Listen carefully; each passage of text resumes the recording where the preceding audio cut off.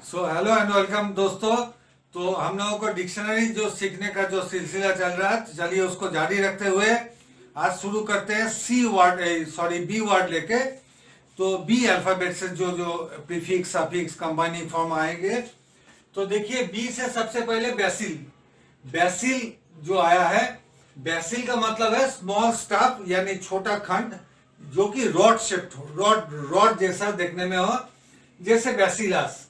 Bacillus मतलब एक bacteria जिसका रॉड शेप है उसको बोल रहे हैं बेसिलस। बेसिलाई किसको बोल रहे हैं? जिसका कई सारे बैक्टीरिया माने मोर देन वन, अगर एक से ज्यादा बैक्टीरिया यानी प्लूरल फॉर्म में हम लोग बोल रहे हैं बेसिली। अब बेसिलेमिया, एमिया क्या है? एमिया जैसे एनीमिया, ल्यूकेमिया। तो एमिया मतलब है डिजीज रिलेटेड विथ ब्लड। तो दैट इज बेसिलेमिया। क्या हुआ कि बेसिली फॉर्म का जो बैक्टीरिया है वो जाके ब्लड में पहुंच गया, ब्लड को वो इन्फेक्ट किया, इसको बोलते हैं बेसिलेमिया। अब जैसे है बेसिली कैमेटी गुडेन। बेसिली कैमेटी गुडेन, ये आपको लिए नया शब्द लग रहा है, नया शब्द नहीं है, ये बीसीजी टीका है, कोरोना टीका नहीं, बीसीजी का टीका जो बच्चों को लगाया जाता है को बच्चों को टीबी ना हो। तो चलिए बैक्टीरी और नहीं तो बैक्टीरियो, ये भी प्रीफिक्स है। इसका मतलब ये कॉम्बाइनिंग फॉर्म ऑफ बैक्टीरिया, यानी बैक्टीरी और बैक्टीरियो ये बैक्टीरिया को रिलेट करते हैं। तो बैक्टीरियम अगर बोलते हैं सिंगुलर नंबर है, यानी एक बैक्टीरिया मतलब प्लूरल नंबर, मतलब एक से अधिक बैक्टीरिया को एक साथ हम लोग बैक्टीरिया बोलते हैं। बैक्टीरियोलॉजी मतलब स्टडी ऑफ बैक्टीरिया, जिस सब्जेक्ट में हम लोग स्टडी करते हैं बैक्टीरिया के बारे में।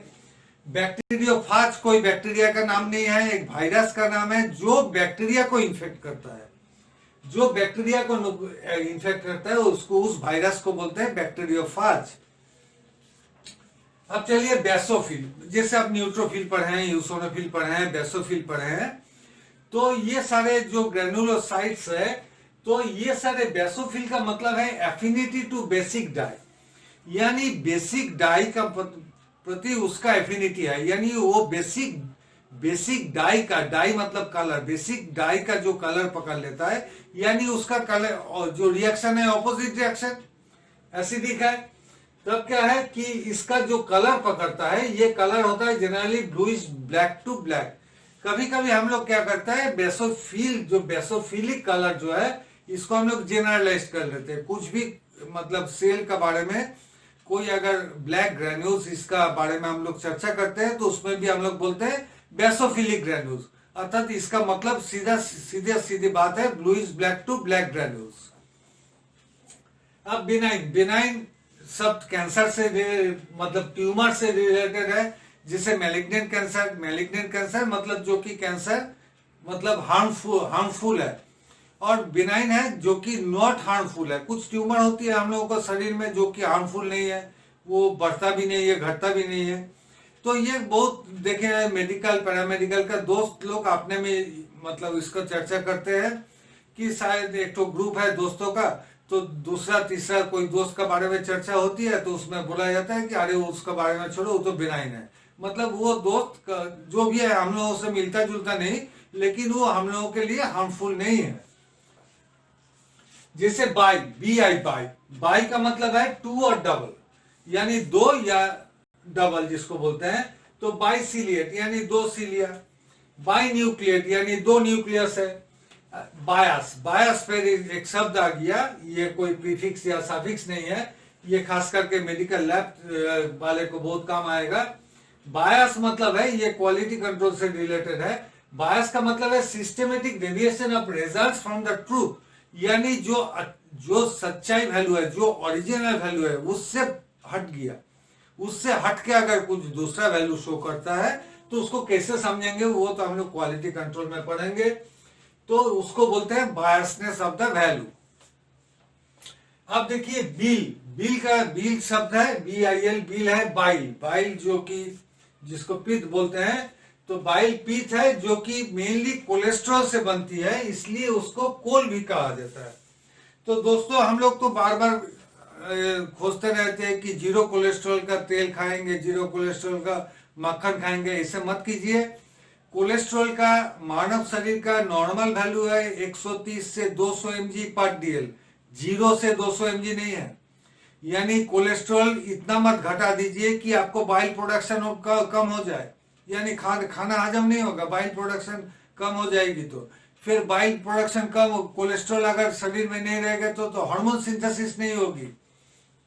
कुछ हार्मोन्स है, तो बाइल जो शब्द है वो कोलेस्ट्रॉल से बनते हैं, इसलिए उसको कोल बोलते हैं। जैसे हम लोगों को जो गॉल ब्लैडर का स्टोन होता है, जिसको बाइल स्टोन भी बोलते हैं, वो बनती है कोलेस्ट्रॉल से।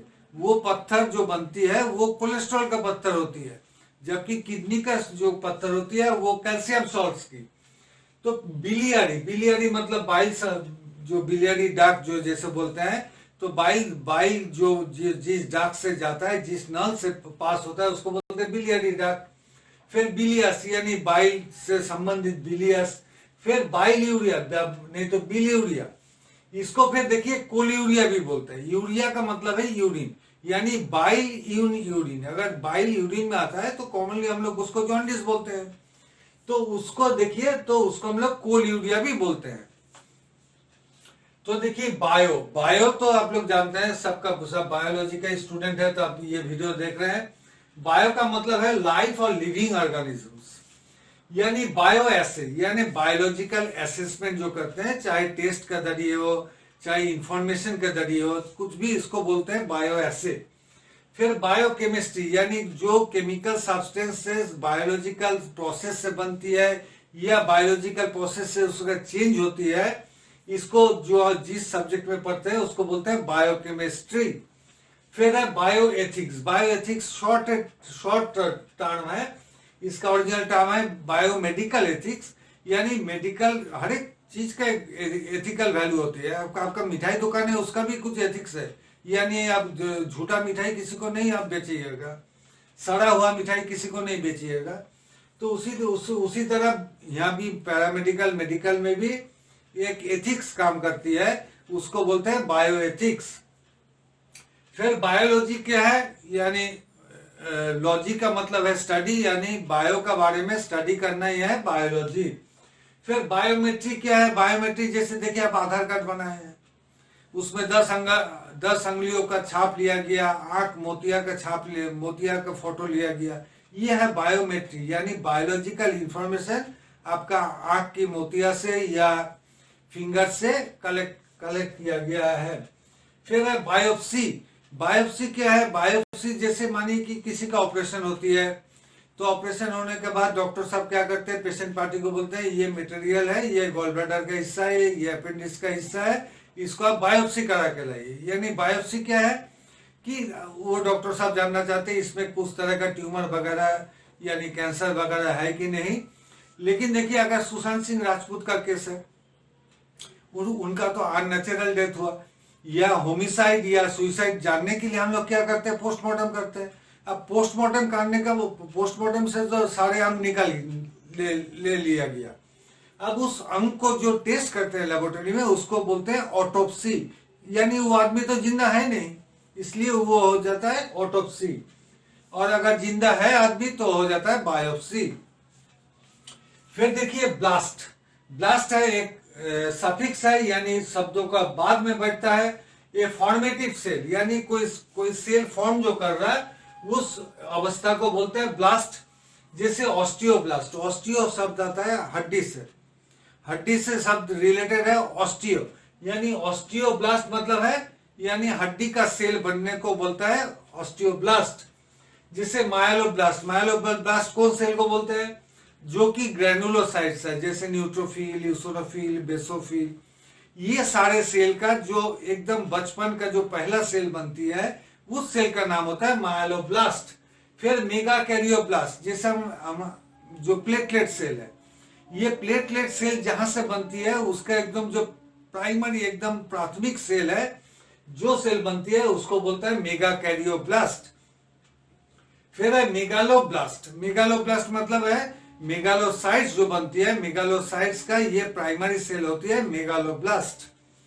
उसी तरह देखिए अभी ब्लास्टो हो गया, लेकिन प्रीफिक्स यानी शब्दों का बाद हाइफन लगा है, इसका मतलब है जार्म सेल और एम्ब्रॉय, यानी जो भ्रूण का जो सेल है उसको बोलते हैं ब्लास्टो ब्लास्टोजेनेसिस। जेनेसिस मतलब वह है जेनरेशन यानी बनना।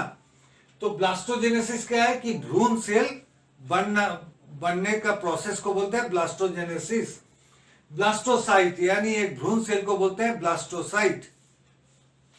फिर देखिए ब्लेन नहीं तो ब्लेनो, BLENN नहीं तो BLENNO, ब्लेनो। ब्लेनो का मतलब है म्यूकस। अब देखिए यह दो शब्द लेकिन थोड़ा अर्थ अलग हो जाएगा, बेनोरेजिया और बेनोरिया। बेनोरेजिया क्या है? बेनोरेजिया में है क्या कि प्रोफ्यूज डिस्चार्ज हो रहा है यूरेथ्रा से खास करके, तो बेनोरेजिया उसमें ज्यादातर म्यूकस है।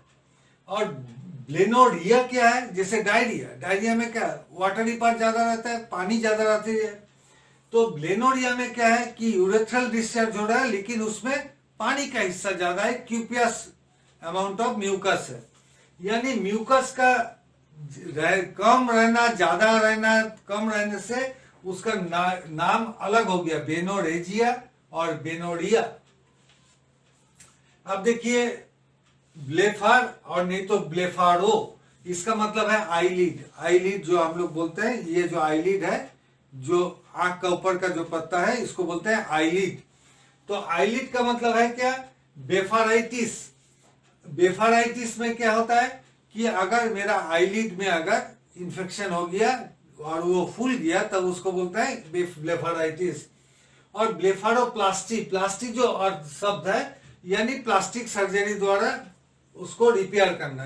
खास बहुत आदमी को होता है, देखिएगा खास करके बच्चों में, कि वो सोता है, सो रहा, लेकिन उसको लगेगा कि आंख खुला हुआ है, यानी उसका आईलिड छोटा है।